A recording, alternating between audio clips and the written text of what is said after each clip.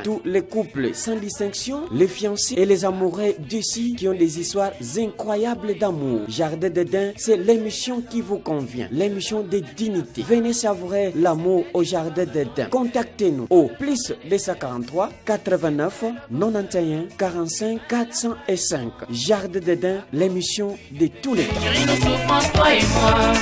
Même si ton pied, mon pied, oh ma belle, il faut être sage, puisque pour l'éternité.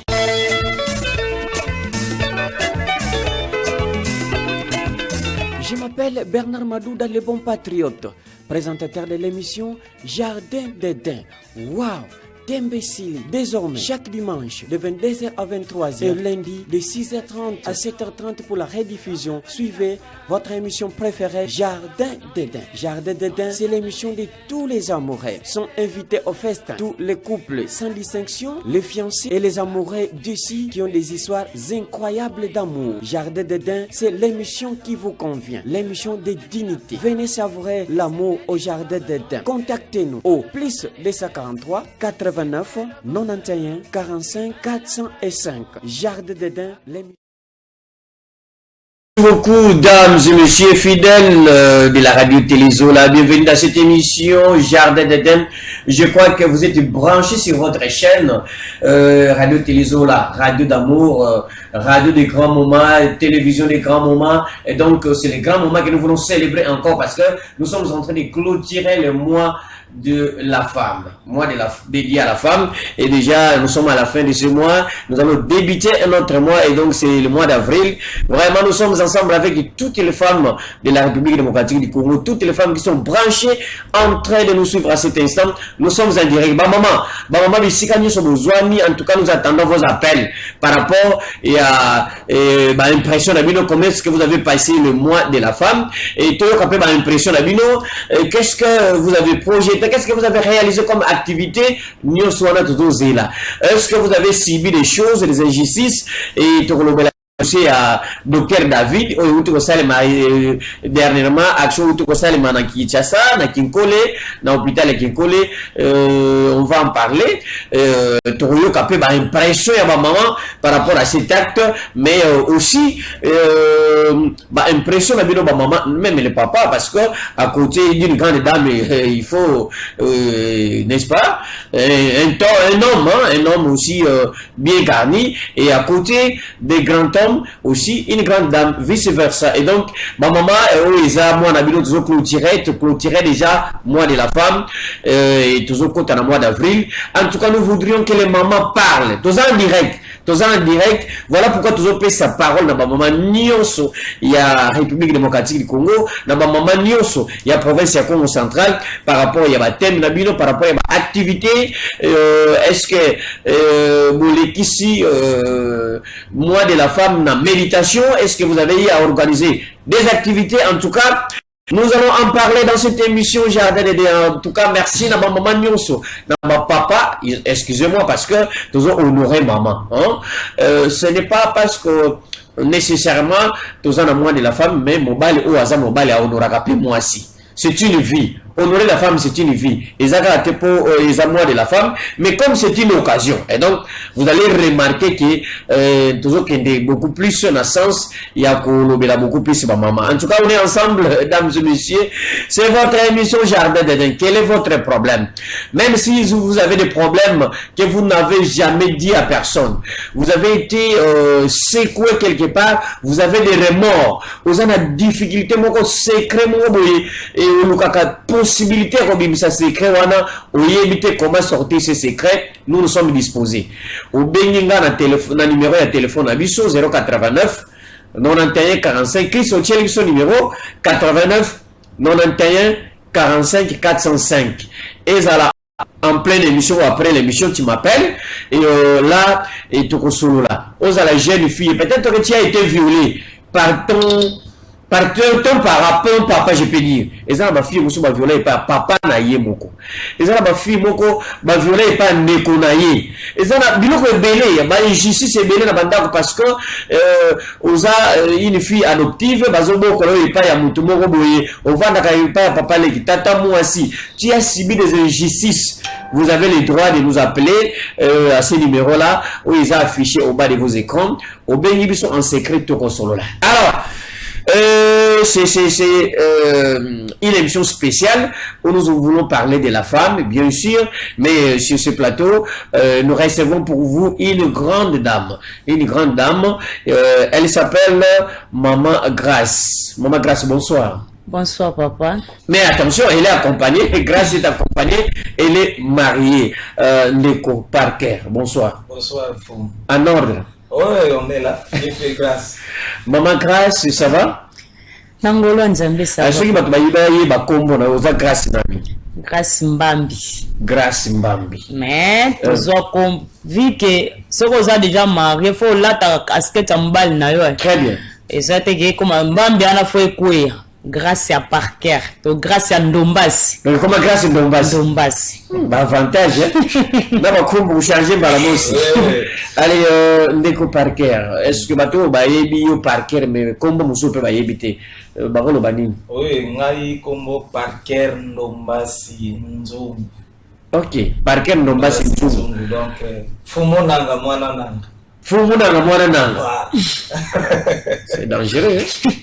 Alors, accompagné de la première dame. Oui, vraiment. Comme toujours fêté mois de la femme, donc tout ce là qui na invitation au dans sa kibiso. Tu as clôturé. Tu as clôturé, mais ngala landi maman parce que c'est ça en honneur lelo. Très bien. Comme il faut tout ça équilibre. Yango na yena accompagner maman à zala honorer mokola lelo. Ainsi que na ba mama nyonso oyo bazokolanda biso ezala ya ba foyer oyo nyonso bazokolanda biso na mama oyo oza papa na mama to oza yo moko mama to papa na ndako donc toye awa pote to sepela na très bien la femme. Merci beaucoup Ndeko Parker, mais notre cible, notre invité principal est Maman Grace. Mais donc vaut mieux être celle qui est mal accompagnée, mais du moins il y a ça très bien accompagné.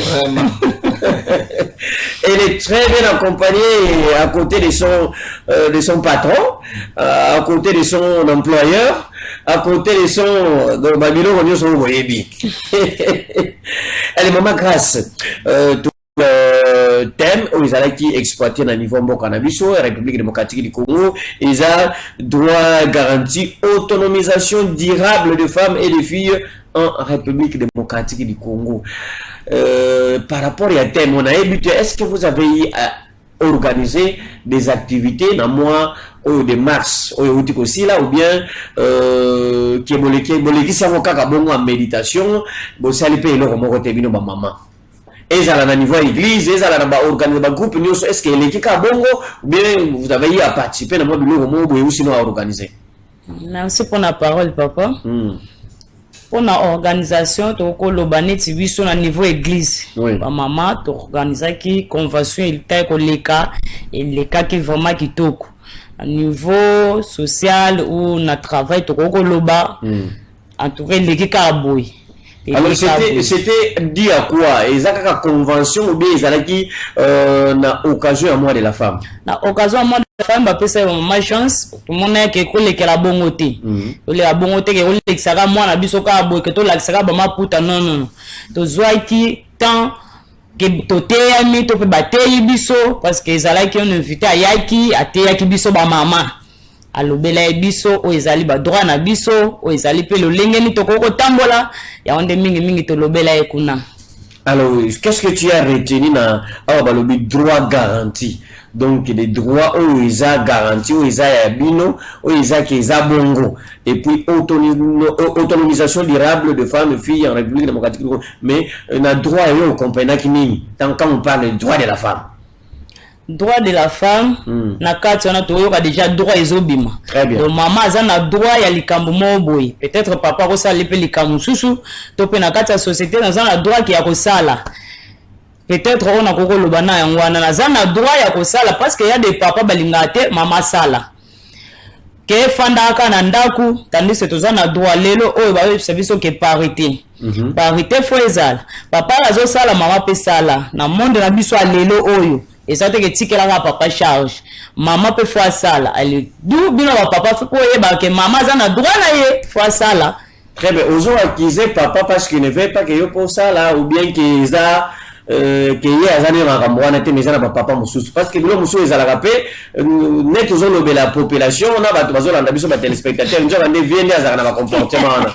Je ne sais pas est-ce que eza par rapport il y a droit ka BP eza bino ozo subir yo moko. Pour la na subir en honte parce que mon mari est présent. Après ça il a droit. Nga pena bima na balabala. Okay. En tant que OK ça la nina balabala. Keba kombo balabala. Non balabala na sens que to ça makambo ani non. Na sens droit de la femme faut travailler dans la société.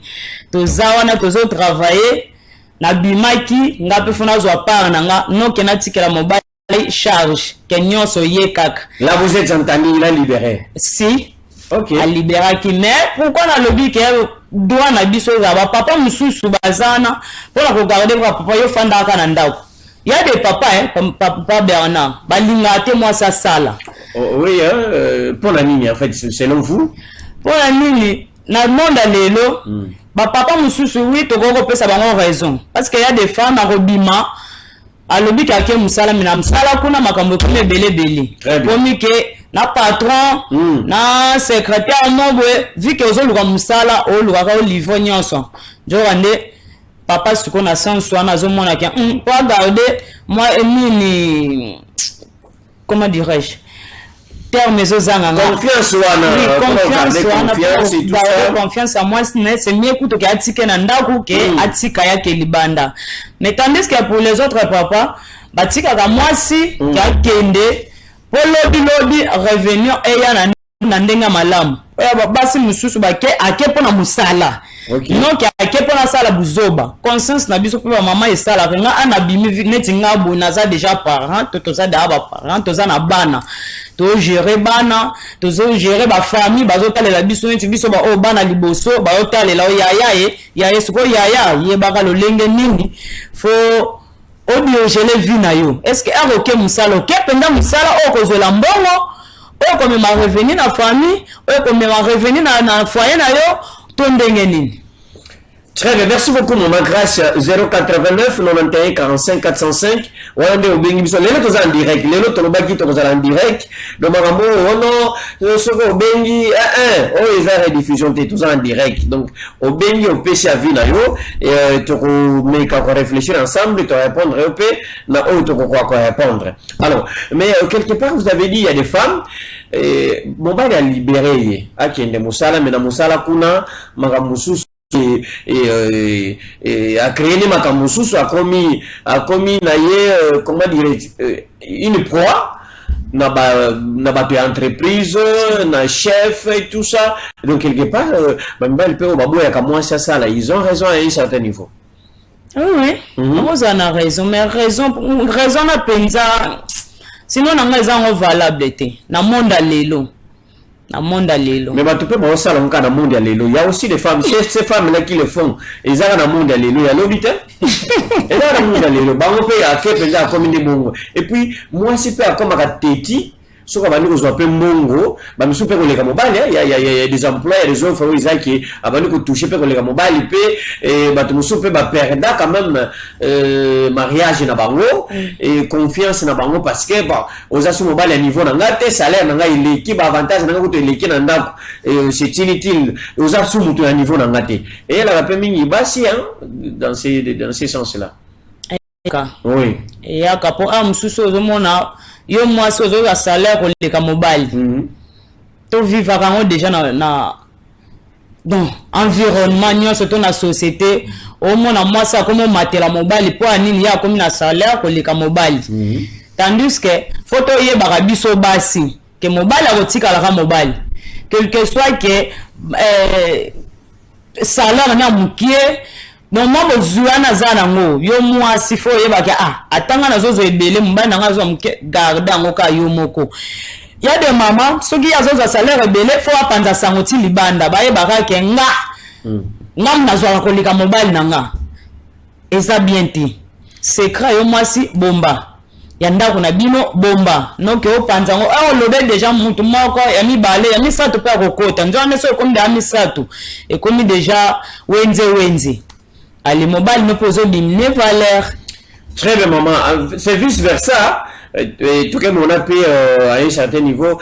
Tant que ça qui na elo côté mobile nanga zalaki bien mais tant mbongo bandi ko mona mobile akomi kuiti mona biloko ngo bala na kaka donc c'est qu'il n'a de faire parce que mbongo peut ça comme kizunguzu à un certain niveau mais si vous avez de la maîtrise bonzambe paysanni ça fait du bien. Alors droit de la femme en réalité dans une vie actuelle au Yabusson la République démocratique du Congo, qu'est-ce que vous revendiquez au normalement faut passer la binobasi.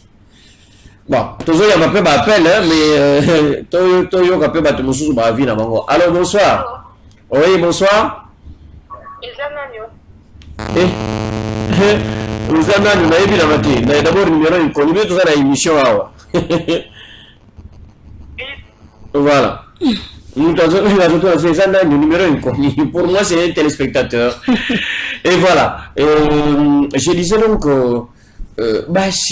qu'est-ce que vous revendiquez au GIS? Oui, droit d'abisso. Droit d'abisso, selon vous. Droit d'abisso, il y a des femmes qui sont les premières femmes, premières ministres, moi aussi. Dans l'entreprise, je me suis dit, gérer. Oui. Mais ma grand-père, vous êtes en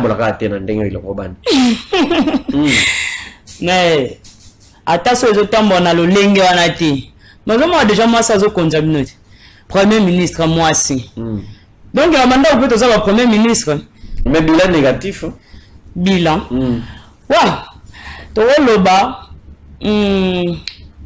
qu'est-ce que je peux dire pour qu'on te bonne on accepte mais misala de batala la sur terrain et puis la femme est conflictueuse place moi ça elle s'impose, c'est elle n'est pas coopérative. Il y a un père musulman mobile peut aller rater quand ça vient mingi na biloko wana. Yango te. Mobile peut offandi. Azo raisonner ka au monde déjà que personne mutu tâche. To le ba tâche. Au personne moi c'est tâche. Tâche na moni que moi ça na zo sala on est bien te. Yo ya vaka des fois ba acte musubo posaka.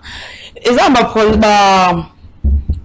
ba chef mususu ala lobi likambo ngasi personnellement ngasi o lobi nga likambo masse aussitôt que ozo gangela nga lisusu data so azala na posa osala likambo ngo na osala on lisu correctement te donc na mo net kaka net ko zo tufinga na sens wana on a koko lobi na mo sens contraire.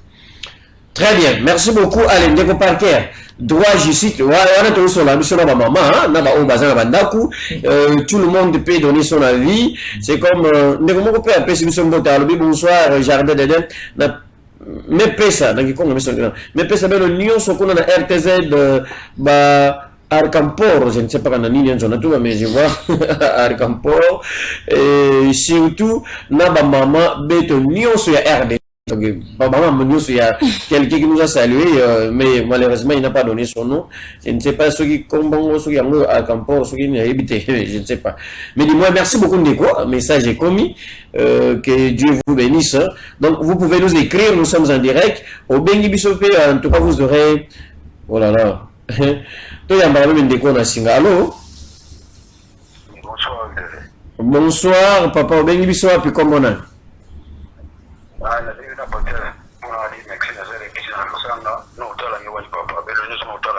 Oui, wapanga Lusanga ungevanda wapi? Na Belvedere mwe kwa kumbu ina kuna. Pangi ningi metuba.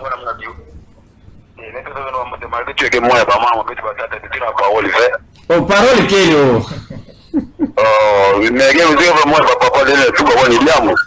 Kasuko? Ningi metuba parole ya Mutindo moi de la femme mais l'outil là tout ça.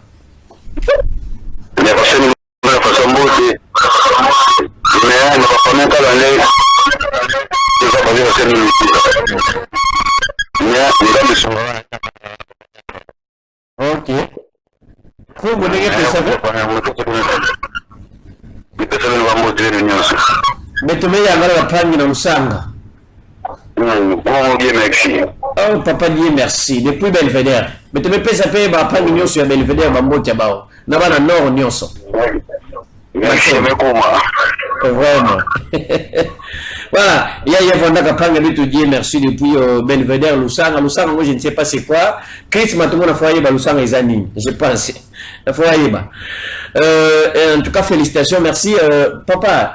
C'est droit, justice, action pour toutes les femmes, les filles, je ne sais pas. En tant que papa, c'est vrai que les amours et maman, mais bon, il faut accompagner mon capot, des autres. Mais, bisopétam Touzali, on a orientation. Vous, qu'est-ce que vous avez compris par rapport au thème exploité cette année? Et puis, les mots autonomisation, ils ont presque plus, maintes fois, autonomisation. Oui, merci, Papa Bernard. Et à qui vous na thème il va au niveau national. Moi, je crois que d'abord, dans le sens du droit, je vois d'abord la personnalité féminine. Il n'a pas en tant que non seulement pour vendre un baqueto, mais en tant que les humains dotés de capacités égales avec l'homme sur le plan intellectuel.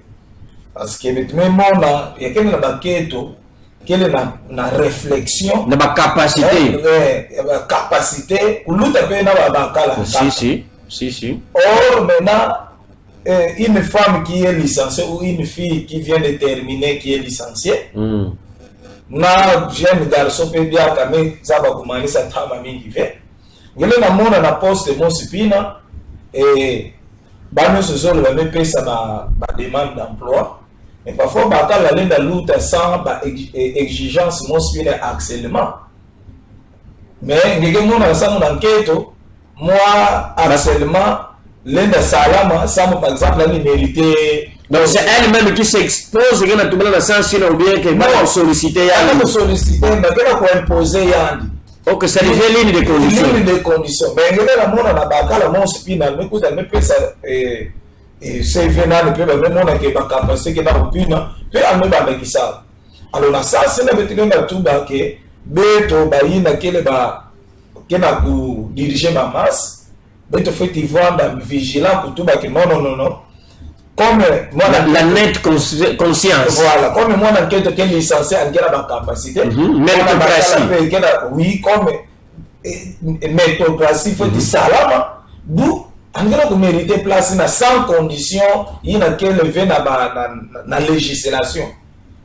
Mais règlement d'autres qui il y a aussi des filles qui se font violée, elle se fait exposer elle-même, elle fait des amendes, fait des avances. Il y a une éducation place à outils dans le sens immoralité personnelle. Là, c'est un problème individuel. Mais ce que nous défendons d'abord maintenant, ce qui est général, que dans la vie courante, il y a un qui est la capacité. En tout cas, si il a encore mérité, il mérité sans lui poser des conditions, il a à l'encontre, il y a des droits légaux établis en place, il y a dans le privé, il y a dans le public. Donc, dans le sens, et quand on met la membre de la justice, le problème de la justice, c'est que dépendre même entre moi et Bakala, et moi enquête. La famille a été privilégié, moi na bakala mitanga, moi na keto anivoire de tête. C'est de l'injustice. C'est par rapport aux moyens. Bon, par rapport aux moyens. Mais si quand par exemple moi na keto, il y a une quelle na capacité pour nous d'avoir la bakala. Mais même ngeta avait problème de capacité, mais ngeta le problème il y a partenance par exemple. Que non moi na bakala par rapport à Jean, le avantage que la par rapport à laquelle elle fait se marier un jour et puis voilà. Ça c'est le comportement d'hier. Oui. Oh, même aujourd'hui, il y a des choses qui reviennent dans nos familles, ça revient et l'on va gâter. Donc voilà. et puis ce qui n'a que na sens il y a phénomène actuel na phénomène où est son to le phénomène il y a des faits il y a quelque moment dans la société bon paquet to peut dans pour réclamer la droit mais ba droit on va que s'impliquer vers activement motif ba mettre la droit justice et puis action voilà les femmes nous sont en train de nous démontrer une position d'inaction quand il n'a pas l'autre. Donc, à un certain niveau, le problème, c'est pas l'homme, mais c'est elle-même la femme. Elle-même aussi la femme. Parce que quand vous dites, par exemple, Maman Mekatou a soulevé le problème de parité. Oui. Or, parité, bon, moi, en tant que chrétien, à un certain niveau, égalité entre hommes et femmes. Hommes et femmes, nous avons un aspect, il y a service, et puis un bagage intellectuel. Or, il y a un service en caca. La compétence, voilà, la compétence en tata, il y a que na tamba pendant que ça na OK. Mais il y a on appelle banda la ketu en tata kele na kutala kaka la forme physique na. Elle est pour entreprendre na di diambina, mais il se laisse d'être trop féminine. OK. Na moi je suis une femme, je suis faible, tout ça. Mais pourtant dans la aptitude elle pouvait bien faire. Voilà que par exemple, na Beto, qu'elle a entreprendre une activité, une formation. Oui. Comme la formation, autant les jeunes filles, il peut faire ça, mais lui te dit que n'a dans un mois, c'est la cosa. Voilà. Mais ce qu'on équipe, ça marche. Ça va marcher. Donc d'abord, il est en train de combattre ses droits. C'est sous-estimé elle-même. Il combat ses droits d'elle-même. Okay. Et puis, avant de se soustraire à la justice, il faut m'appeler ça pour Azala en action selon Dengue moi et Sengeli Biso dans les Oyo, Bazala Batu Oyo, Bazoko défendre Badroit Nabango, Baza vivre justice dans la vie Nabango, et puis Bazala actif dans la Tam Oyo, c'est le cas, et dans le local et dans le niveau national. Ça c'est très important, mesdames et messieurs. Nous, c'est comme ça que ça se passe. Merci, nous saluons fondé du pouvoir depuis Ngombe, hein, to pesi Ngombe, bandeko so bawala ndabiso na Ngombe, bambote na bino ya trop, mais moi ça n'a été pesa fondé du pouvoir mbote, na maman Jenny, hein, bambote ya trop, mère, on est ensemble, hein, mère, allez, des gros bisous, quoi. Allez, mais, Tozolanda, mais Tozolanda, nous, les bâtisseurs de foyers chrétiens, parce que nous sommes des chrétiens, dans mon église chrétienne est belée, pêche opportunité, dans ma maman quand même va organiser mes loulous, et les cas qui peuvent bien, dans banane moussous, mais nous allons suivre aussi ces groupes ici de bâtisseurs de foyers chrétiens, Dikaka, Mars, en tout cas, ceux qui m'ont ali, faites-vous membre de ce groupe et vous allez bien. Et nous allons parler aussi de la CAC, Bangopé, Maman, et clôturer qui peut, la journée spéciale. Nous allons parler aussi de l'inspection provinciale, l'EPC, maman paie les inspectrices, ont aussi célébré la femme, et donc c'était vraiment terrible. Mais tout maintenant, dans ma bâtisseur de foyer chrétien Christ, vous allez nous aider, tout là, nous, matin, on va revenir pour continuer cette émission, mais nous sommes en direct. On y va.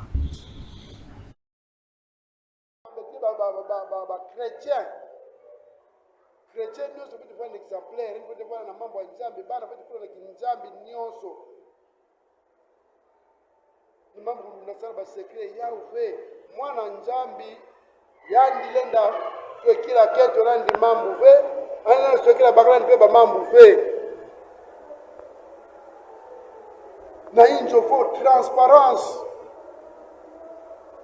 kwamba ina Yahweh et puis pere ba mama fukuzaba kuswanie injo d'abord nchutu wange saba kuswania taki mazaba kuswania nchutu wange na injo wange ataba nzenza mekwiza bakale kufuachoni pe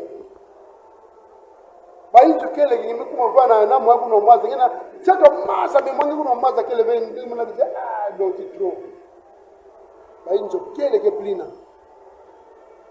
na beto na bafoye chrétien beto zona mambo ina pe beto futi fana ba exemplaire nge kento tangi ne lamuka nge zaba nini bage salaka mweza ba mama mosi avani lega bia moté de le brosser aye me brosser moi fi bombona nikele parce que bakala le me lega besoin de faire un coup d'ambanga nani moi besoin na besoin moi besoin ni ngena kuza chudi tangi no ngena kuza chudi ngena kukuka bakala nge ino chudi mbaze muzela ino chudi bakala ki bana transformer ni tule mu ngati bela ke vérité na mu ngati bela madame en tout cas ino ngena kuza chudi moi mu dia mu baka mu dia mbanga kele procès avant les gars et puis il faut yobila obligatoire que voilà na kento nyoso avant les gars il faut yobila mais yobila il est procès car il me semble que moi batuli parce que bijana moi bombo kele moi bazoka tangu baba que voilà na besoin ya ni voilà satisfait ya ni voilà qui maman qui gênant kele veut parce que il y a eu ça brusquement c'est vrai que y a pas que préparer mais encore obligatoire ya mikuzo tame kuza na pipa yena ese ngene wona bana de manzi madame bonga ma be kona yobila tete non ni futi bwana ka prête chaque jour tu as vu que non chérie viens de moi yobila tete viens de moi na brosser ni kento tangi le manza bisalo ni toka journal vimba vraiment quand on yobila ka fait avant yeleka que malade en vimba oui papa Gomes papa Gomes c'est le monde ça vous savez OK avant yani amema sana ni kulamba anzo tombula utende no bimla tete mukona yobila tete na nini ni misala or pale ni yobila avant lamba mais yeme kuma ametika lamba bosa ni kona yobila ni kusa kabula watu maji plus ina penza ba mama bana kukuma vena kwana ba mama ya kama yako ndio kuendelea pena ngugu ya meku mapenzi ya kilelo ametika lamba na tete bosa ni kona yobila d'abord kuna yobila tete mume ngamona ngeke yobila tete ve metula mutina mezi mwe kunwa ufa lima de éducation n'est pas à la base yobila tete est propre et puis tela ba mama ta meza ba mama ta ba mama nkaka kwa sababu nimefuatia ndio bana ndio pota na cuisine anapota propre kika cha mteso bima betu mama betu bwana kadoke ame yobila suka litembe bomsa njuto na ndio kwata kika cha ndio na bima me ana kota liku munga la lamba ana bomsa bakala ndi déjeuner basa bomsa déjeuner tangi kwa kuta mama ngezo bima aribu bima fe bana futi lula mona shina na cuisine bakala nge futi lula kange nyoso ce n'est pas que non mos pas nge do titro ama na no se pela nge fe non nge futi prouver bakala nge nyoso nge futi bona propre pour ça tout qui est pour ça moi beauté moi tenti to nyoso nge tula ka yake chaque jour parce que pour viaver nge ba bakala ka ba ba chrétien mais ba ke pour viaver le ko ne ku viaver nange nge ko le ki ba ve le nge bi ma fe na ngana alikuwa mona kipina ndana kuna bai katel sapato kato do karenge mama ngitera ba kidi na genge yo bila kafe nge wana propre ve keba senango za tini sabakala ngena ini njo kuma dia ke no beno kuize bo bakala mona bakusadia ve fote nge ini misa tangi mandisa bana nde jenda voilà ningine nataka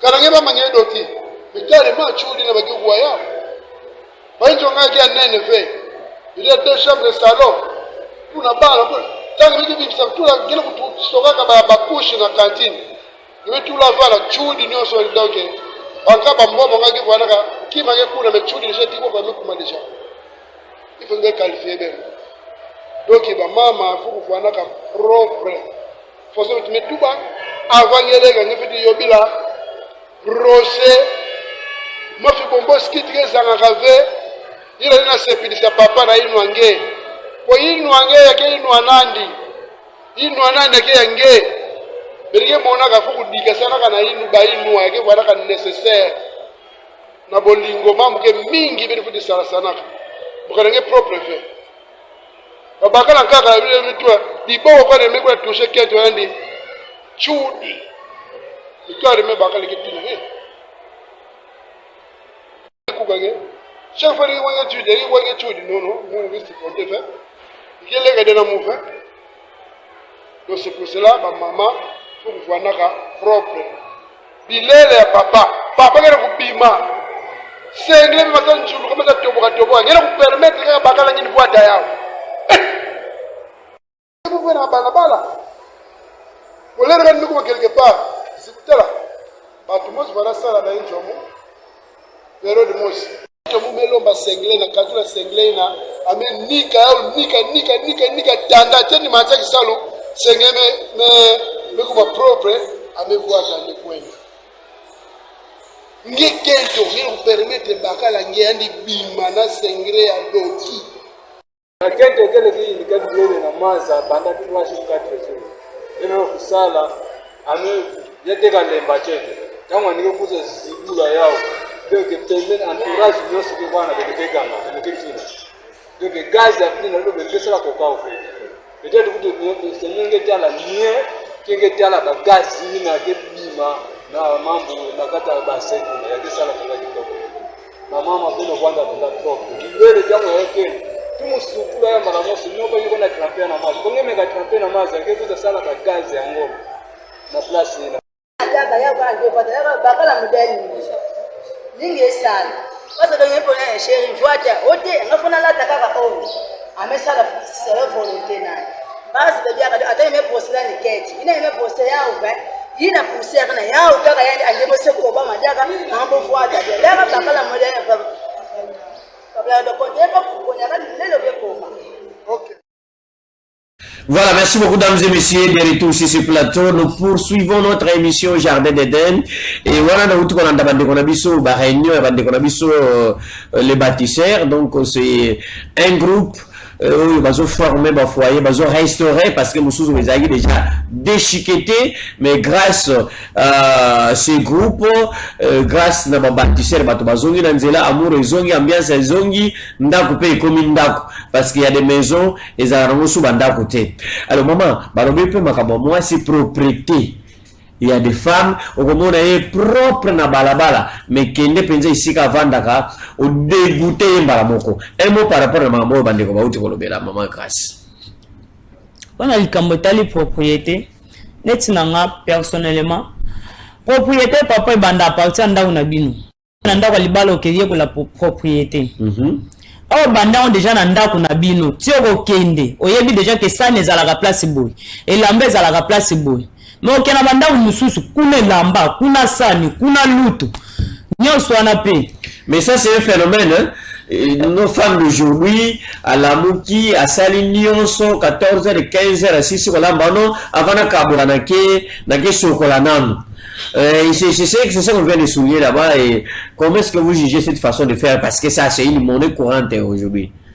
Ko sokola za en raison à la Mouka Kinaye, à Salignon, au Sokoli, Netibiso, Autokenara Mvado, Kewenze, au Sokoli, au Kewenze, au Ye, au Bandiko Lamba, au Silisu, au Lamba, au Sokoli, Potolonga Mutokana, à Papa, au Yamena Sola Mutoki, Mutokana Nyoso Lambela qui est Papa, Ye, Yambe, le Papa, le Biba Bisou, ok, Pesa Papa, Bisou, Yokoka, Sola Mutoki. Papa, est-ce que vous allez soutenir, c'est moi, t'as ça, il y a un symbole, moi, symbole, c'est exact, comme Papa. Manger les bouches ezalate po ani sola mutoki deja papa komi ofanda na kwena ye yo na kwena yo siko boye sengaka abe to kuma ba WhatsApp oke fanda na kwen tika na sola ta na WhatsApp papa na kwena ye nyoso wana zo kimisa deja papa pembe na yo mais faut ezala toujours prête. Très bien. Allez maman tous on a droit de la femme tout le monde peut, c'est vrai que moi, injustice, c'est belé, ça, mais quelque part, après, la faute vous revient, bino peut vous êtes trop réserviste, bino peut, place au pénal, faut botia moutou, au bangana, bino, wana, mibale, wana. on a examen comme mibali. Alors je ne sais pas en quoi vous avez revendiquer ba droit ya nini pe kindoki ya butu ya moi to yeba kaka te ba droit za nini.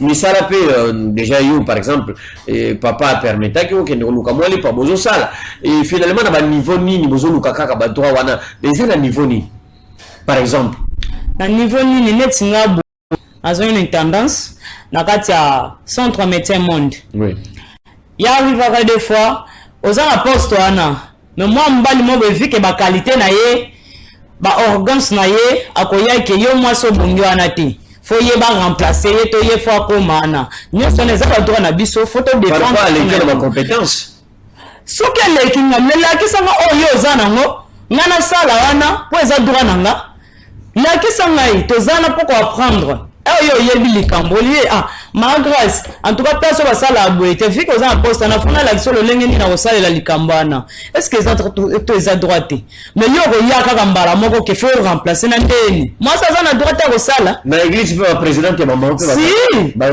président ya maman wazali ba président ya maman wazali mais surtout kota balaika au moins kaka balaika kaka bana mibali ka to mona akuna ba président ya maman neti biso bo en église za président ya maman kino président ya mobala ya na no ya mama fa kunza biso fa biso mais ceux qui toke na ensemble nyoso église au moins ka côté secteur balaika au moins ka bani bali ka batu badioja kuna est-ce que moi ça za na doit être ko malaika c'est parce que vous êtes lâche tant que le pesa ba candidature boboyi na bino non papa bino wela kaka si tout côté balaika o tala kaka si tout côté mbongo côté mbongo nde président ya bala président ba pese poste te pas moi mukento muyibi njoka nde nkento yange tunga bakento ka tunga nge tuba bakento ke panza ko moi sa tunga ka mboka te na ndenge nini sayo wana bongo kotala so tunga to tunga te lelo ba mama bazo tunga lelo ba mama basindi masolo ezaka ke papa kaka non botia basi na balaika na botia basi ba papa bozo yoka biso na ba église na biso yo surtout biso ba missioni ba papa mingi to mona aka na kota balaika papa ba mama zo faut na bino bino tika na bino kulwa non pesa ka biso chance te bo pesa ka biso chance te biso mona ka mwasa atonga kate mwasa zana pona kotonga botia ye wana bokotala ko sala to ko sala te ba papa e boyoki mo pesa ba mama chance bino éducation chrétienne ya bino laika ya bino so ba papa patrimoine ya bino construction na ma mère pe construction des autres ba ya ba place mususu pe bino moko non des ingénieurs non ya basi bazali neti boy biso boy na centre na biso mwana mwasa za kuna azana agistage asali agistage lelo ko pesa charge ke ba porte ma bende yozwa est-ce que akoyiba bino mbongo bino batata donc parlons un peu de ces centres de cette formation centre de formation métier mon nini ezoli ka exactement kuna bato ba yeba c'est très important to za direct lelo donc et to so na bandiko na mo itali moisi centre d'apprentissage métier monde et za esika oyo to fongoli voter surtout ba maman donc d'abord ce qu'on tali na première vision autozalaki nango pour na centre métier monde en tout cas à 60% ezalaki pour na ba jeune fille ba yekola misala ya mibali pour to kota na équivoque oyo ya égalité parité quota égalité quota parité quota donc oh moi mon gars ça ça le pour moi tu peux ça mais est-ce que bazo ya pe basi ya c'est un problème sans que métier monde le lot zo ko former ba to na gestion douanière ba comme ba déclarant très bien to ba déclarant mais quand on a la déclaration douanière tout le monde a dit quand même le lot na centre métier monde on a 4 filles 2 garçons OK wanande ba maman ba sali vraiment impacté mais pour na ba filière mususu par exemple na agistage depuis to bimisa élève moko ya mwasi tilelo basi ba yaka so to gangira biloko nyonso na menuiserie to zo ki fille moko abandaki mais depuis ani ba kudia ka mbonga tete ya chantier elle kansa ameba kubula wo to donc to meni na chantier ake asali Même si on veut apprendre, mais vu que les gens ont chanté, ça va soutenir. Il y a une chose en commerce. Donc, la jeune fille, Boya, tout ça, la gestion douanière, pendant 6 mois, on a l'examen d'État dans la formation professionnelle. Menuiserie, il y a quand même la moitié à menuisier. Et que ça, la fierté. Na évité ça ba compagnie délai ba société délai ba ça na pas ça ba technicien ce que ça technicien à moi aussi na évité na ba capacité au qu'on présenter société ni moi ko boya yo aux techniciens et à moi aussi ajusteur voilà ajusteur très bien moi aussi qu'est-ce que ça peut donner et puis ça va attirer tout le monde hein la curiosité de tout le monde nani monseigneur oui il y a SCC il y a province SCC. Le jour à moi, oui, vraiment, il était vraiment étiqué. Avec 6 mois, très bien. Je me suis présenté, j'étais là avec lui, je lui ai expliqué que tous les gens ont des jeunes filles, ils ont étudié. Donc, on a comment ceux qui m'ont salé, ils ont la tomate. Moi, c'est ça. Très bien. Et bien, quelle faveur. Oui. Quelle faveur. Boya ko la musala pote ba droit o bozo continuer ko rekamaka na ki mama ndeka lobi na intendance une intendante aza muntu oyo aza wana pona ko gérer ba patrimoine to un intendant ba patrimoine ba champ par exemple ba fourniture oui normalement na kotana ko mona eza eloko mo ba pesa ka mingi na mwana mobali pona na nini mais elle a monté des capacités. Moi, je ne gère pas ma maison, c'est ma femme qui gère la maison. Elle a même changé dans toute position. Mais quand elle a quitté ton caca, mon petit nom n'est pas comme ça. Il y a changé. Il y a un nouveau testament donc. Vraiment.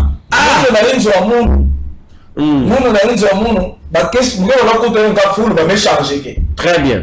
Changer en position. Mais moi, innovatrice. Oui. Donc, moi, si je peux maman, le sala qui sala n'a pas parlé de sala, sala et puis quelqu'un s'en avait comme bac merci na papa. Très bien. Merci beaucoup. Allez, maman Maya CAC, hein, toutes les mamans de la CAC, je vous salue. Et je salue aussi tous les fidèles de la CAC du monde. Et donc, elles aussi, on célébrait la journée de la femme. Et elles avaient eu cette grâce, la communauté les avait accordé grâce, n'est-ce pas, de pouvoir célébrer la maman, donc les droits de la femme. Et nous allons suivre un peu la clôture de leur séminaire, comment ça se passait. Chris maintenant dans biso maman na ba clôture qui va zaga na mona bango et nous allons suivre ça bon tozonga la bino tozonga la maman grâce. Suivons d'abord ces mots, il y a ba maman ndenge ilekaki na katia CAC. On y va.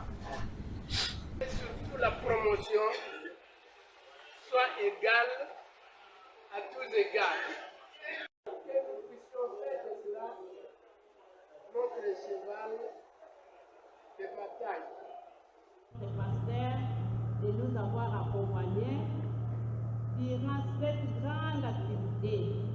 Nous remercions aussi toute l'Église, particulièrement aux mamans, pour leur sacrifice.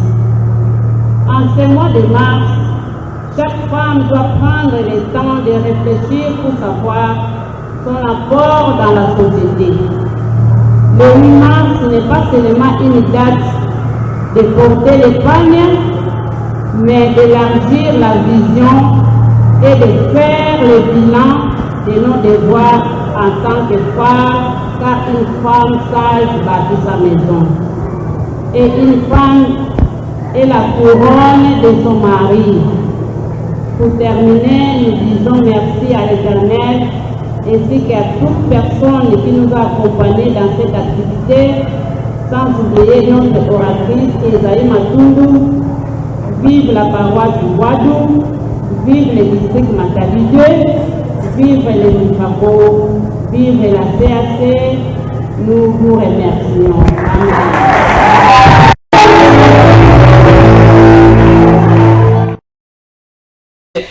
Amen. Là, vous venez de suivre la célébration de la journée de la femme, des droits des femmes dans la communauté. Plus précisément dans la paroisse Yamvoadou. Donc, ils allaient qui alors, merci beaucoup, Nabandi Konyo sur CAC. Et donc, vous voulez que l'image Nabino et les cas dans le jardin de Dentozawa. Et à la promotion, il y a une entreprise Nabino, au TK, maison d'habillement, sont entreprises. Nous pouvons faire la promotion de vos trucs, vos produits, nous sommes disposés.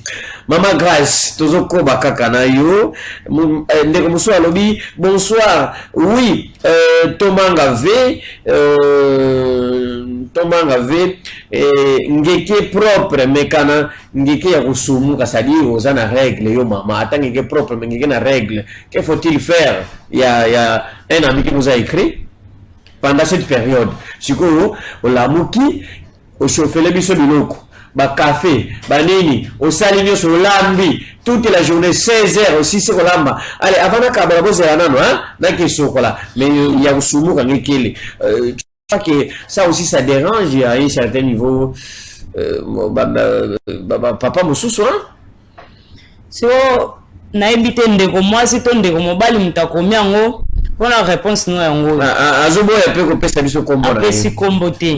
Pour la réponse na yo na yebite na temps o biso ba mama to komaka. So utazala utu propre, ko leka kutu propre ne to komaka.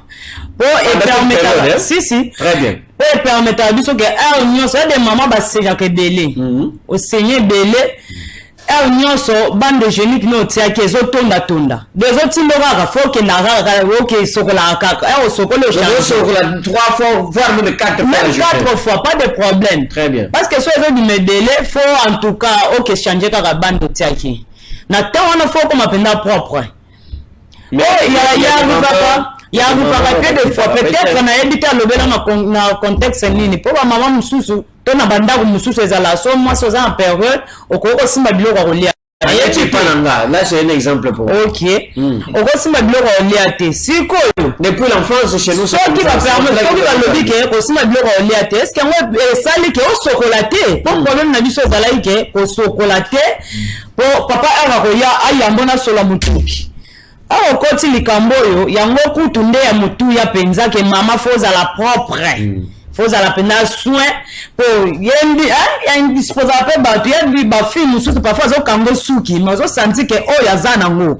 taka niveau ana mais mususu eza ozana ngo mais mutu ta oyeba te ko ozana ngo pour nini on nyoso zo se changer on nyoso zo gérer gérer na kibo mama wana ozo gérer ngo bien ta kutu ana musuna ndako mutoko ko remarquer te na son soana na yebite na contexte même. Merci maman Grace. Moi je crois à 2 reprises j'ai eu à signaler à une fille maman tellement okende omi bongisa parce que tu n'es plus normal. Ça dit dans règle na yebite soke ye ayebi na yete. Je ne sais pas soki boye ba soki avant de faire la quitte na moi ezaki te que soki ni na moi. Avant ni na ye et puis na yebisi maman oza bateka oza déjà foutu. Et puis, compliqué donc. Et voilà, merci beaucoup. Alors, maman Grace, il vous arrive de fois payer vos ventes dans Ndako une semaine pour le banarate. Non, mobile. Na vie de foyer mususu mais pour la biso elle est raté. Bon, supposons que moi Kanda et ça la combien de temps pour disparaître. Kanda net na biso vu que déjà parole déjà ezo côté bon côté da malembi pour la papa si fanda chérie et fanda pour la biso bon vanda combien de jours 3 jours papa to lala na kanda ti c'est déconseillé o lala na kanda so vous ça là non papa attendez il arrive des fois am so meki ko kanga kanda moni mo bolali me na ba ndoto mo comme yelo ese akaka chérie o la muse tout ka chérie pardon pongi penze zo ya te na ba ndoto mo zo la na ya bien te donc les cambo de poser la mise ba te comme chérie non ya ngonde le ga aza présent biso c'est pas na biso donc toko olala na kanda ça vous respectez maintenant la parole de Dieu ça c'est biblique mais oui Donnet Bible ndenge lobi ke lufuema lufuema na kadivola masumu. Aussi le kakasi bo kola na lisumu te. Donc biso eza principe na ndako na biso. Ce qui citation ezali. C'est vrai que er mususu attention eza na mais biso tozana ba principe oyo to élabora na kata couple na biso. Et tika la bongo. Bon, c'est vrai que parfois on a biso encore s'excuser. Vous sentez que comme biso to loba que to ko lana na kandate. Peut-être en tant que humain comme ben sous moi timidité, mais continuité à problème. Timidité parfois il cause à la zone un peu réservé mais nous sommes dit que journée mon côté to koki ko lala na kanda donc ce qui kambo ezali on doit arranger la situation. Très bien, ça c'est formidable. Et Bandeko, est-ce que vous Hollanda, est-ce que vous Yoka? J'ai voyagé na Utaki Mwanda. Je suis arrivé quelque part dans Mouboui. J'ai constaté que papa et maman, alors qu'il y a un pasteur. Oh, c'est un pasteur, mais apparemment courant ils ont les bien. Alors j'ai parlé bien, ou sinon j'ai parlé bien avec leur premier fils. J'ai parlé tout ça, mais dès qu'on sentir apparemment il y a quelque chose qui ne marche pas entre papa et maman. Un problème. Il voulait un peu s'éclipser, flouer, mais après il me dit en tout cas, dis-moi, ça fait 11 ans, papa et maman, courant. Alors c'est un pasteur, ils ont couple pastoral, 11 ans, papa et maman, net il solo, il va la soutien. Mais passer en fonction, c'est-à-dire passer la terre à Kabandimi, s'il faudrait lire chaque dimanche, maman peut, dans le séminaire, maman, vraiment elle est là. Mais dans la cohésion, ils ont voilà, hypocrisie.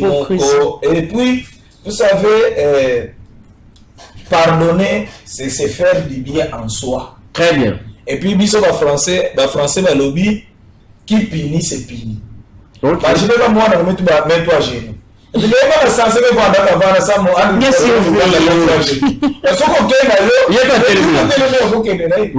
donc, nous sommes dit que ça sera mieux dans notre couple. Tout ça là qui est fort. Voilà. Alors, et puis, même à cause de la droit d'ailleurs, ceux qui disent que Ezali, ah, si il fait. Il ne peut pas se battre, il dit, madame, casse na wanyoko la mère.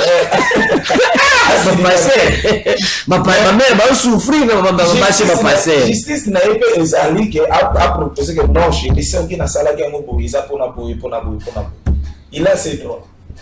Très bien, merci, ben, ça c'est une exception chez vous. Alors, Chris, on tient la vision dans fermeture, je pense que nous avons cité Malembe, dans l'inspection provinciale et à Congo central 1, les inspectrices ont célébré le mois de la femme. Elles ont clôturé le mois de la femme. L'IPP était présenté de la province du Congo central, il était empêché, faute de tâches, donc le devoir lui a bloqué là où il était, mais du moins, il a été représenté par l'IPAF et qui a clôturé, n'est-ce pas, le mois de la femme avec les inspectrices de l'EPST Congo central 1. Nous allons suivre cette page et nous allons revenir pour terminer cette émission. On y va.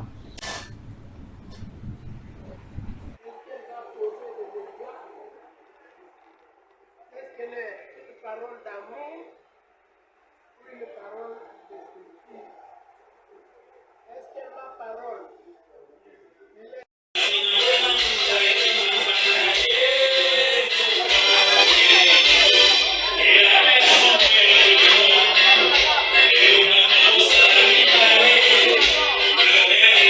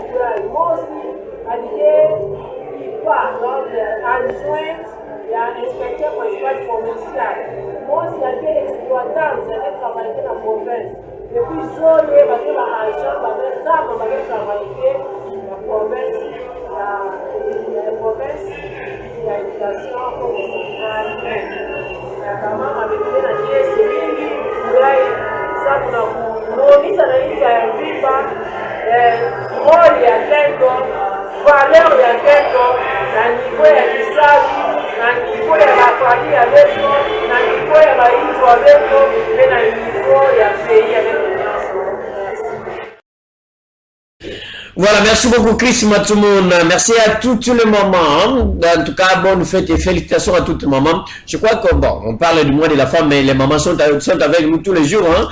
Dans le ville, Bazaka, Kanambe, Bazar, Biso jusqu'à... Donc, mais c'est quand même intéressant. Ça, c'était, celle-là, c'était la présidente de la CIECOC, de l'association des inspectrices de l'éducation Congo centrale 1. C'est maman Bibiane, c'est elle qui avait clôturé, n'est-ce pas, qui a parlé au nom de l'association la CIECOC, de toute l'inspectrice de l'éducation nationale Congo centrale 1. Merci beaucoup. Félicitations à toutes les inspectrices et félicitations. J'ai salué aussi tous les enseignants qui sont en congé de Pâques, les enseignants, les élèves en congé de Pâques. Je vous salue. Allez, tous les mamans castent aussi sa émission Nabiso. Autonomisation de la femme, de la jeune fille. Mais jeune fille en haut, Moussala Naye, quand à la télévision, Moussala Naye, téléphone, téléphone, on peut baby si na bango bana, on peut bazar bango, Moussala bango make-up, Moussala bango naye ke yepe, ya bango boy amona ye. Susu ne pe jeune fille wana, mutu moko boy ambongo, ngai me bali ya mbongo kanga nalinga, bango ka balinga kangai. Mais autonomisation, aux hommes que les gens un peu moins compliqué pour que cette fille soit autonome. Autonomisation, il y a Zoluka. N'est-ce pas que c'est un problème aussi? Faut aussi ça, la mission. C'est un problème sérieux. Problème sérieux. Moi, si tu as pour la salle, tu l'auras que mobali moya obala ngai. Mobali moya opesa ngambongo. Mobali moso asali la ngasoni. To lukana nu to sala. To sala to kota na kati ya misala ba papa o basalaka. Papa ke na compagnie ngape na ke na compagnie. Papa ke na kwa do na moi ke une fois moi somo entre bakinza oboyi. Azobongisa pine. Très bien. Azobamba musala ba papa basalaka. Mais il y avait une fille à s'impliquer à côté na musala na. OK. Pourquoi pas biso? Totiaka ba lolenda pamba. Totiaka ba bote mais manango isika mote. Ota bote mezala pena elona mutu lobi koko petelo sondeni me musala ne ko sunga yo. Très bien. Et monsieur est aussi là à Papa Parker. La fille pour naie makamwana to lobiye WhatsApp, ba réseaux sociaux et puis azolata pour ba mona e jomo ba mona e ngai batombongo nde bangonde balinga ngai ba pesa ngala. Mais ici on parle de l'autonomisation et regardez. Oui, autonome être autonome, une minute, c'est avoir des compétences. Très bien. L'autonomie, ce sont des compétences. Ce sont des compétences. Donc, ceux qui ont montré que, par exemple, ceux qui chantent à Bokota, Nabakela, Saminene, il faut suivre des formations. Les formations se donnent, parfois gratuites. Même chez vous, là-bas, il y a des formations. Même à niveau SCC, la jeunesse SCC, au Koya, on a des formations. L'église peut se former par la jeune fille, donc vous voulez être autonome, il faut être dynamique et suivre la formation et compétences. Très bien. Allez, maman, aussi ici. Comment est-ce que vous avez jugé, en tout cas, tu peux sur 30 secondes, comment est-ce que vous avez jugé acte au médecin David à Salaki, les gars qui n'ont chassé en tant que maman, et Salaki on dégagé? En tant que maman, et Salaki, on a dit, Salaki, on a bien ma caisse. Pourquoi? Parce qu'à exposer dans nous, moi, si, quand la vidéo, le lenge lekelaki, moi signor sa koko sepelate na acte wana. To boy ite abande ko poser bakane makambone mo boy ke o azalaki liboma. Est-ce que liboma yango faut exposer bongo? Tant que exposer moi si wana to liboma wana aza moi si c'est que exposer biso nyoso ba mama. Oya des petits bana mike batali ba vidéo na atali danzo ta mama le lenge ni nezalelaka. Nanga ezamabe. Très bien. Ndeko Parker, vous avez aussi vu les images. Vraiment, bien que Nathalie. Il a poussé comme dans la procès, il s'est justifié, mais avant de poser des actes, il faut réfléchir. C'est pour cela, le même Bible sur la maîtrise de soi. Très bien. Que devant une citation, prend quelques secondes pour voir quel acte que je vais poser. Bien qu'à se vanter que les enfants mais il y a un moteur qui pousse à ça là et l'autre. En tout cas, vraiment, on a été un peu décis dans l'acte et Salemelaki. Merci beaucoup, mesdames et messieurs. Nous sommes arrivés à la fin de cette émission. Jardin d'Eden. En fait, moi aussi, j'ai suivi aussi le procès. Naebi qui à un certain niveau, c'est la mission pour nous permettre d'abota. Coucher, ça arrive quand même, mais du moins débordement des alaki et comme lui-même a permis aussi qu'il va filmer, c'est là aussi le problème. Mais du moins bon, c'est quand même, nous avons quand même condamné, mais et ça les mère, la mission peut pas bêta, on va essayer la mission va bêta, pendant pousser quand même, bimisa moi na ndenge moko ilongo bani merci na bande ko nyonso o balandi biso maman classe olingo le valeur mo Yasuka, on peut s'emboter, on peut s'emboter même. Je te permets de s'emboter. Merci beaucoup. Na pe simbote na baninga na nganyo somsala. Très bien. Poso na bando cité ba kombo wa msuna wa bosana. Ali ya kombo ma grâce au pesa ngati. O pesa na bino na pesi bana na nganyo so na ndako bambote shada kia savi kia odi kia Julien Keliane. Apesi bino bambote na bino ebele bato nyonso ba wala na quartier bambote na bino mama grâce alingi bino mingi merci beaucoup papa parce que yo pe ko sala ke lo kola imbuza biso ba singo mibali te ba sika no ata mo wakati tout temps nazo pesa mbote na bato nyonso ya centre métier monde banda na inspection ya formation professionnelle et ba jan nyonso nazo pesa staff nyonso ya koka chic bambote. Et puis na pesi mbote na félicité ba mama ya le bâtisseur na musala makaso bazosala na sel seko 75e communauté des églises confessionnelles luthériennes. Donc même la jeunesse tous ont continué à s'impliquer et ba lycée ba communauté. Merci. Voilà, merci beaucoup. Allez, c'est vraiment la fin de cette émission. D'ici là, portez-vous bien. C'était votre émission Jardin d'Eden. Nous avons réussi pour vous les couples Parker Nombassi, donc accompagné de sa femme maman Grace et puis papa Parker. Et ça ils bien. Je crois que pour ça la maman Bélé Zali, mais parfois on est limité par des moyens. Mais je sais qu'avec vous, nous aurons toujours cette grâce et nous on se poumonne pour que maman Moïse la bien. Allez, bonne nuit. Et puis bon sommeil si vous êtes célibataire. Ciao. Ciao. Bye. Ciao. De tous les temps. Chérie, nous souffrons, toi et moi.